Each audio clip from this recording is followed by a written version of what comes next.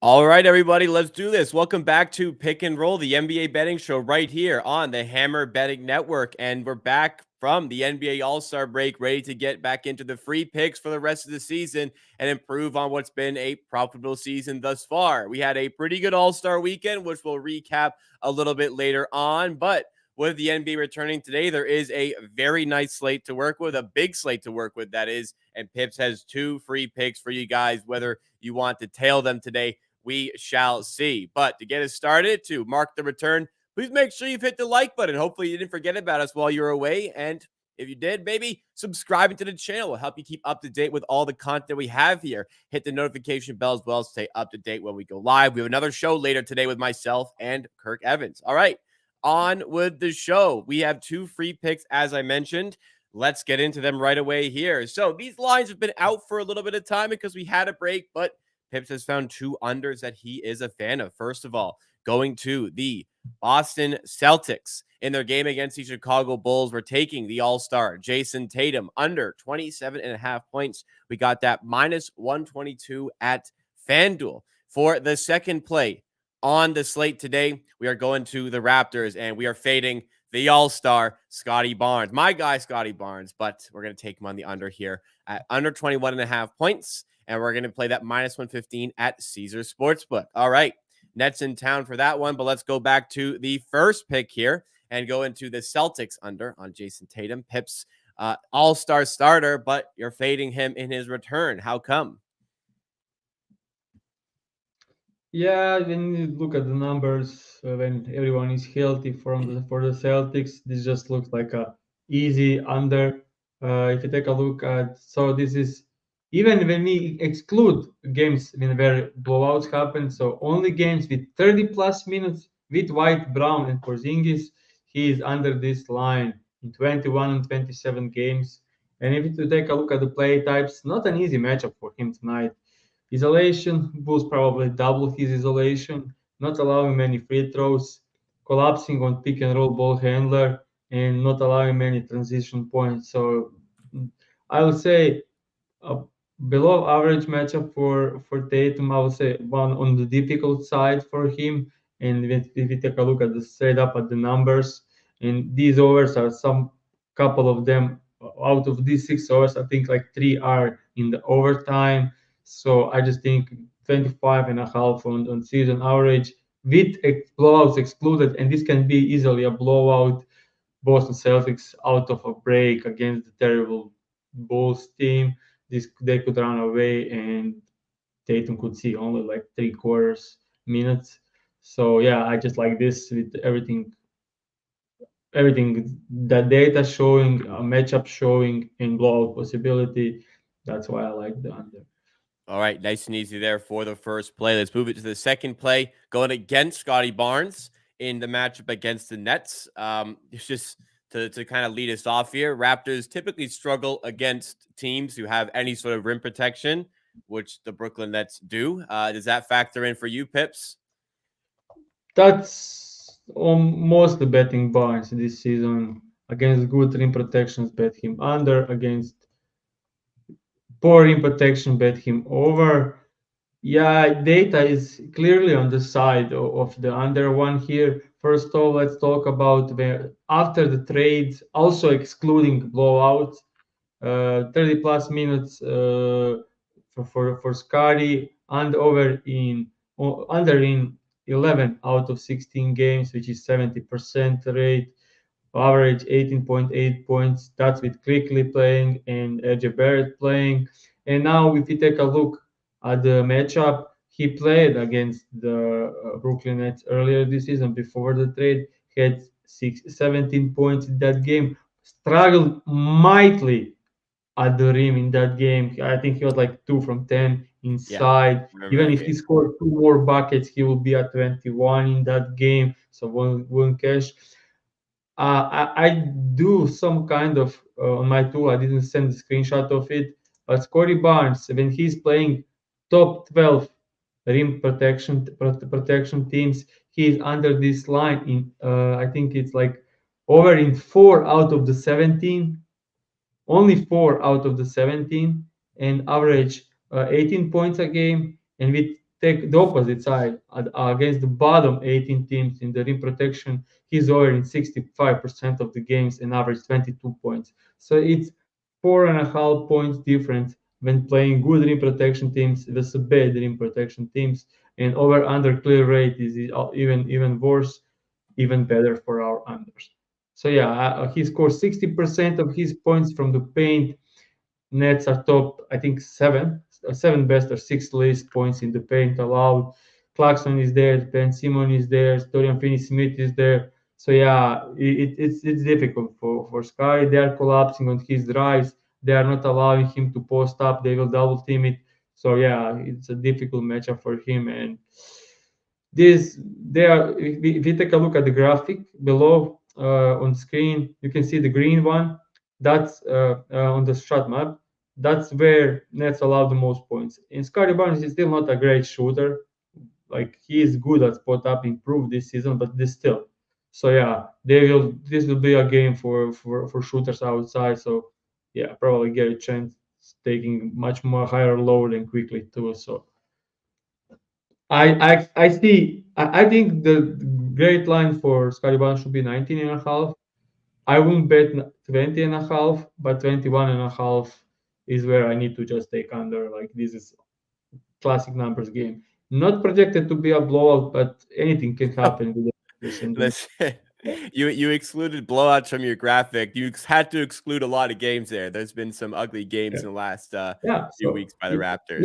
even my thing is like if it looks great for under without blowouts, with Yeah. blowouts it's even better. So like it's just additional way to add to the handicap.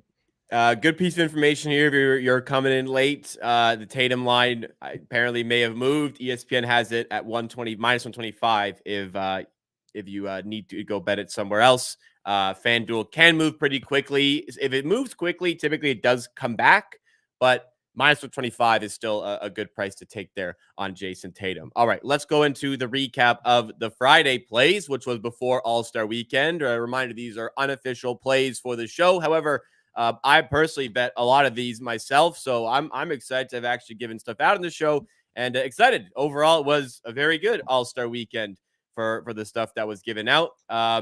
For All-Star Saturday, Team All-Stars may have lost, but we got Dame on the three-point contest. We got Curry against Sabrina Ionescu. We had Mac McClung win the dunk contest. And then in the game itself, Pivs came in with two player props that were winners, and Jaylen Brown over on points, SGA over on points. Did not get the winner on Paul George, 15 plus points. Therefore, he did not win MVP at plus 5,000. But overall, a plus 4.6 unit day. Personally, for me, I enjoyed All-Star Saturday quite a bit. The All-Star game, it just kind of is what it is. I didn't really pay too much attention to that. But I know it was your time off, Pips. But did you end up watching any of the All-Star weekend festivities? Honestly, I watched 3-point contest and I watched dunk contest and I watched Sabrina versus Steph, and I surprisingly enjoyed Sabrina versus Steph the most. Yeah, And I I think think that. Go ahead. 3-point contest was also pretty good. Yeah. I think a lot of people their takeaway was the Curry versus Ionescu thing was the best thing overall.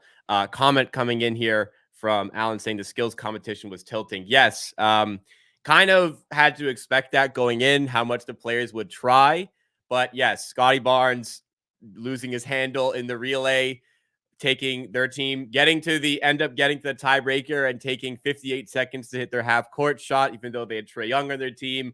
Yeah, that one, I mean, you kind of have to take it for what it is with these all-star events, but was nice. Dame barely got over the line. That was a sweat. Actually, me and Piers were texting And about that. out of anything, I am just it fucking sucks that we didn't sweep props from the All Star game.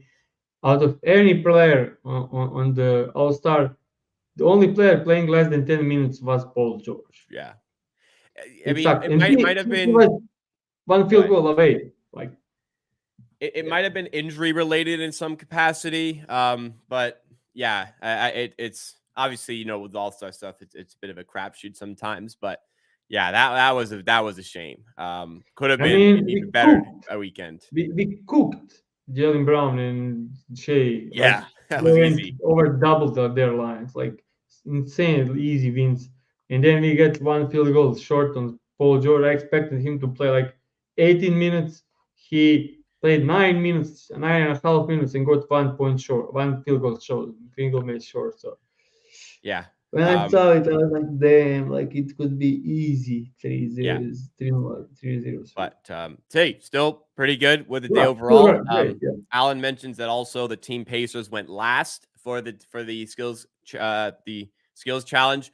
To be honest, I don't know if that was confirmed beforehand. That is something I should have taken into consideration. However, because that obviously gave them a big edge to know how fast they had to do specific things. But again, it is what it is. Overall, I'm very happy with how things went down. Um, on the Steph versus Serena thing, I think the NBA has kind of found something really cool here. What's very interesting is that Sabrina Ionescu put up 26 total points in the event, which was equal to what Dame put up to win in the 3-point competition. In fact, nobody went over 26. I recognize she's using WNBA balls, whatever. She's shooting from the NBA line. I wonder if we can even get a WNBA player, Caitlin Clark, coming into the league next season. She seems like she's an outstanding shooter. Can we get them in the 3-point contest? Why not? Why? I mean, the separate event obviously was great, but I think you can liven the 3-point contest as well by having them involved. What do you think about that, Pips? Yeah, for sure. Like this was entertaining. As you said, she put up 26. That like man had played like first round, second round, and stuff, and no one went over 26. We had four players with 26 in the first or four players with 26 in the first round, and then Dame Win with 26. So 26, no one went over 26, and except she put Curry. 26. And then Steph Curry, obviously, she scores like so effortless, like 29, and like piss on the 3-point contest. Like, yeah, they won, but Steph Curry is the best shooter in the league. It So was, yeah, I and think he showed was it. like more.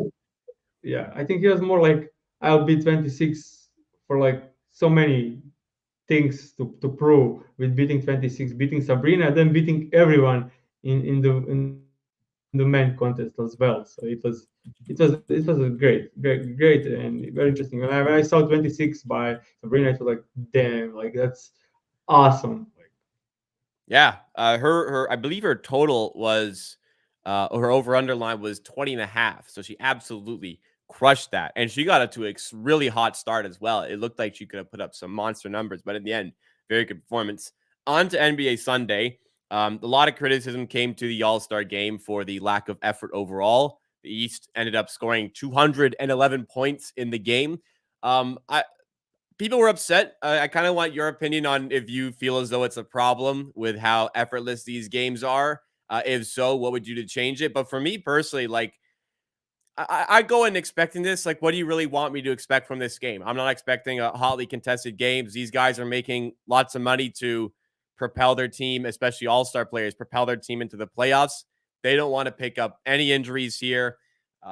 Second of all, I mean, the All-Star weekend is grueling. Like, you have so much media duties. You have travel, you have media duties.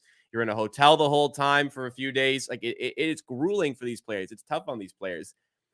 I don't really expect them to go all out. Would it be fun if they did? Sure, but like in the end, I'm not overly upset about it. How about yourself? I'm not there with tough on players. They are getting paid.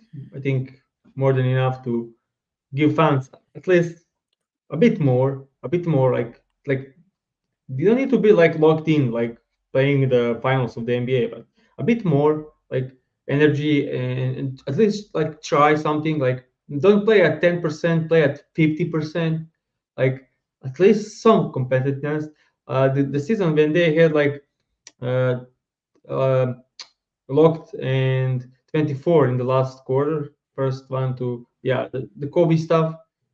That was hella entertaining. Like they played like Yeah, for fun first 3 quarters, and then they gave us like 10 minutes of great, insane basketball. That was like probably the best one in the last 10 years, easily. yeah, And I love that format, and I don't know why they switched from it. I didn't watch it. Like that, I think that explains a lot how what I think about it. I would rather watch Hornets and Pistons play than NBA All-Star game. I don't care for mid-court threes and alley-oop wide open dunks. That's not something I enjoy watching. So yeah, I don't know. Like as I said, 3-point contest was great. Sabrina with Steph was great. Dunk contest, I don't know what's with officiating. Every season I watch it and I completely disagree with I was officiating. losing my mind because I had to Jalen back the Brown plug bet. I'm like, was I mean, Jalen Brown might win this thing. He's been comfortably like the worst dunker so far in this. Somehow he got to the final and he almost ended up winning the event. Oh my goodness. top in 1 round. He had crazy dunk, like maybe even Yeah. second best dunk of the night, and he got like easily like 1.5 points below Jalen Brown basic dunk. Like I was Yeah. like for years, it's happening for years. Every year, fans get crazy angry at these uh, people giving the numbers Yeah. officiating. That's insane. And commentary entire day was Oh, terrible. Like that was insane. Well, not just the thing they were saying. Like the Sabrina started shooting and she was at the middle of it, and they didn't pay attention to it. Carl Anthony Towns in the finals were started shooting and they didn't talk about it until the very end. They were talking about Tatum and stuff. Like production was terrible. Like yeah. the commentary production was insanely poor managed. So yeah, and I am not looking forward to it. Like as you said, you are already expecting it to not be any great. So I'm just not watching it. I enjoy Maybe 3-point contest and I'm joining it, and that's it. Yeah, maybe the reason, maybe it's a problem that I expect it to be bad. One way it could improve, financial incentive helped with the NHL All-Star game. Perhaps that could aid a little bit here. I think even maybe making it like if you could do like 4 different teams and it's kind of a mini tournament, therefore there's not as much running. You're playing on smaller courts. Could that have a more positive effect? Maybe playing with just one rim and a clear line so that you don't have to run back on defense. You're already there. You're already set. Something like that could add to it. I think it would give us more of like a blacktop feel, and that's kind of what fans want. They want to see more like one-on-one sort of like ISO game, ISO ball when it comes to the All-Star game. These sort of things could help, but I agree with Saturday. Uh, Overall, I enjoyed the events. I actually enjoyed them more than I thought they would, even though the dunk contest wasn't as good as last year. I still enjoyed that. I enjoyed the 3-point contest. I enjoyed as well the Curry and Sabrina thing. So overall, I was fine. But yeah, the game is bad. We know it's bad, and I agree. Kenny Smith was horrendous.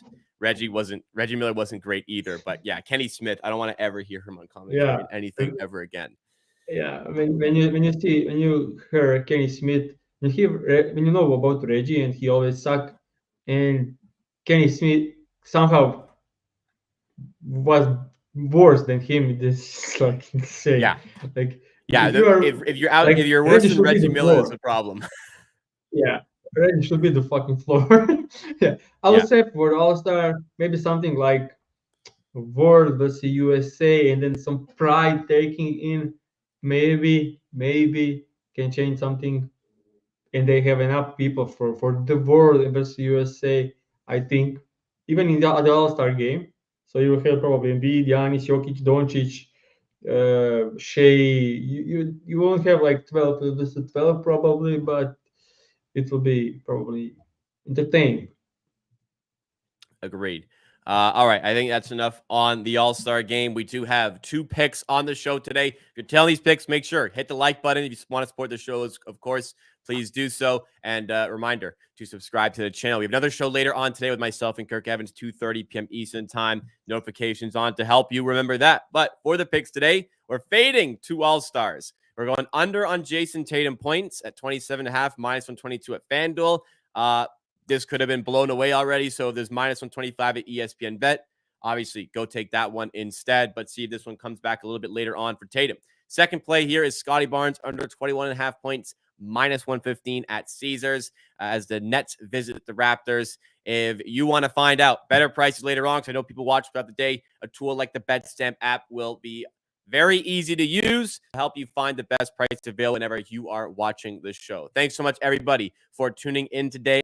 We really appreciate it. It is Thursday, so we do have something else coming tomorrow on the show for more from Pick and Roll. But also, hey, guys, we have that other show coming later on today, as I mentioned. Thanks again for watching. Thanks again for remembering us. Back from the break. Let's finish the season strong. We'll see you again tomorrow for some more from Pick and Roll.